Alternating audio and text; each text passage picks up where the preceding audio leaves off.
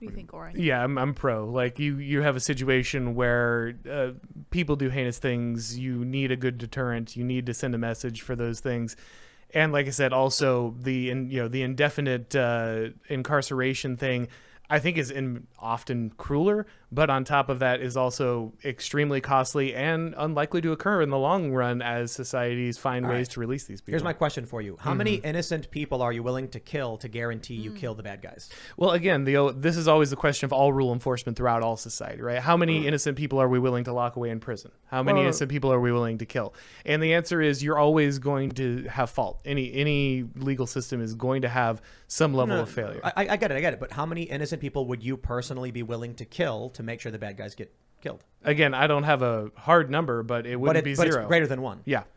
You see, I have a problem with that, right? If there's but one righteous person, I don't trust the state. I don't trust people like Kamala. We've seen how she's acted towards people who should have been released from prison, people who had evidence exonerating them, and her department was like, no, we're going to keep them anyway. The state has more often shown that it's willing to cover up its faults because they don't want people to realize they execute innocent people. So they'll lie about it and execute innocent people. And it is better that 100 guilty persons escape than one innocent person suffer. My solution to that, I suppose, is called the Second Amendment. I look at what the founding fathers had in mind. Don't have innocent people suffer. Everybody gets guns. And I'm like, okay, well, that means there may be accidents. There may be conflict. But you leave more up to the individuals to defend themselves. It's their personal responsibility. And you leave more up to the state. I mean, the state backs away from potentially killing innocent people, which it has even in the founding fathers' time. The issue I find here with the death penalty is if the amount of innocent people is greater than one, then the state is murdering innocent people. And I don't think it's worth it if you've locked someone in a box. They can't get out. The worst case scenario in this circumstance is you got an innocent person locked in a box, but at least you're not killing them and making an innocent person walk down death row to an electric chair or a firing squad or a lethal injection. Because just imagine being that person and them saying, hey, look, we get it. You might be innocent, but hey, system's got to do what the system does. Nah, I say, screw that, man. Lock the person in a box, lock them away. There's 35 people. It sucks. But my attitude is I would personally rather pay what I could to keep these people locked up permanently than to be party to the execution of an innocent person. But it's imagine, not easy, though. But imagine you're that family, right? You're the family of that victim. And now you have to watch this person, spend 5-10 years and then getting out early. I don't believe in retribution, so that's I don't care. I think you should. I think that's part of justice. I think that when you take someone's life, you should pay for it. I think that when you hurt another person's family, that's something you should pay for. I think justice should be retributive in many ways. Like eye for an eye? How far do you go? Eye for an eye? I mean, again, obviously you can get lost in how harsh you can get, but I think that a system that says, oh, this is only for deterrence sake, or this is only, it should never be, retributive is outweighing the rights of the criminal more than the rights of the victims. And I think that sends a message. And I think over time, it always devolves into a scenario where people are getting fewer sentences, released early. They're being soft on these things. And you inevitably end up in a situation that we are now, where we have crimes that aren't punished in many of these I don't think those things correlate. Like the reason criminals are being released is because the left is advocating for their release for stupid reasons. Many people should be in prison much longer, and many people should be in prison much less. Nonviolent drug offenses, it's like, come on. But then you get violent offenders who commit murder and get out in a few years. Now that's a problem. I don't think retribution makes sense. An eye for an eye leaves the whole world blind. Everyone's got a grievance against somebody else, and they all want retribution for their perceived slights. And what happens when when a victim falsely accuses someone, or wrongly, because they're emotionally driven and driven by passion instead of logic? So the state often, it's supposed to try its best to sort the facts and make sure that it's proven beyond a reasonable doubt. Often they do. Often we've seen circumstances where people like Kamala are willing to leave people to rot in prison even if they're innocent. Her department, her office did this. That's what's been reported. That's how it's been reported. And then I'm supposed to sit back and just trust the state that they're not making mistakes and that the retribution is just. What happens if the state executes an innocent person because the family wanted retribution? Let's say a family member of mine is on death row and the family's like, they did it. I know they did it. And so they say, we demand retribution. And the state says, and we're going to grant that retribution. Execute my friend or family member. And then a day later, evidence comes out exonerating them. Am I entitled to retribution against the executioner? Do I get to put him on death row because he killed my loved one? The answer should be yes, right? Where's my retribution against the state for killing an innocent person that I loved?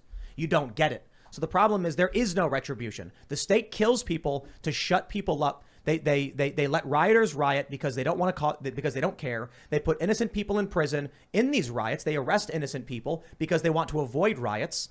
This is the problem with the state. You can't trust them. You can trust them sometimes for some things. You can cross your fingers. But if the issue is they are not completely trustworthy, then we can't allow the state to take extreme or permanent actions because we can't ever confirm 100% what they're doing is right. You shouldn't trust anyone, really, in that situation. That's up to you to survive on this reality floor. I used to be very pro-death penalty without a question. Like, yeah, if they're a killer and they're not going to stop, kill them. Get them out of here. But then I started to think about the Nazis, and man, they would just execute people at will.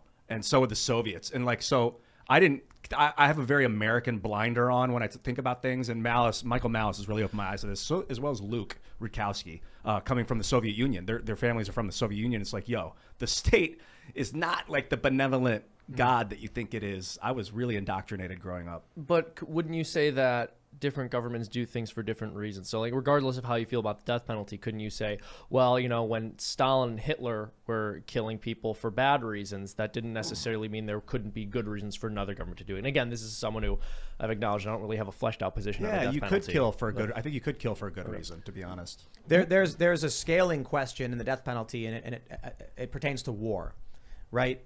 Someone like Hitler or Stalin, yeah, those people die. And those people die because you're in war and they're actively killing and massacring by the millions, and you're trying to actively stop them. My question is, if someone's been actively stopped already, and you know, it's like, I suppose there's the great philosophical question has been answered in many ways in many of these Batman comics.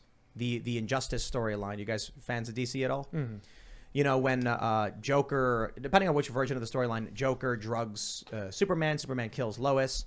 Superman loses it, and he's like to Batman, if you just killed this man, these people wouldn't have died. Or there's like another story, I can't remember which one it is, but, you know, Joker plants a nuke and blows up Metropolis, and Superman's like, you could have killed him and saved millions.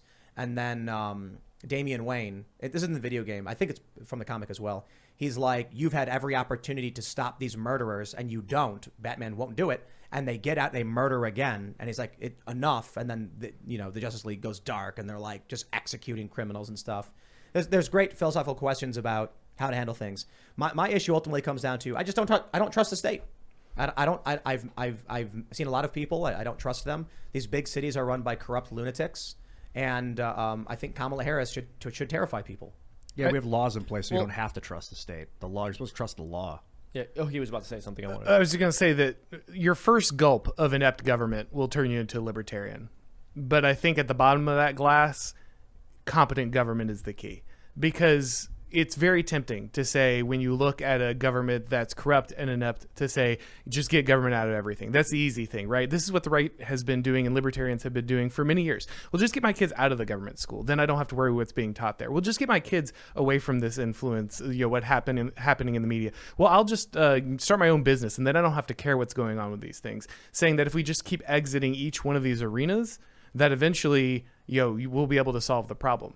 But the issue is that never solves the problem. They always end up coming after you. You never just get to get away, right? And so the easy out is to say, we just take the power of government away, right? This is what we're taught, is that we just reduce the power of government, we put checks and balances, a limit on the power of government, and then therefore we don't have to worry what government does, because there's the system that holds it in check for us. The truth is that at the end of the day, that doesn't work. That never works. The government always retains that power. Someone's always making these decisions of the state, and they are always taking that power. They're always increasing and centralizing the power. The question is, who wields it? You want someone competent. You don't just want to pretend like you can run away forever. All right, we got to go to Super Chats.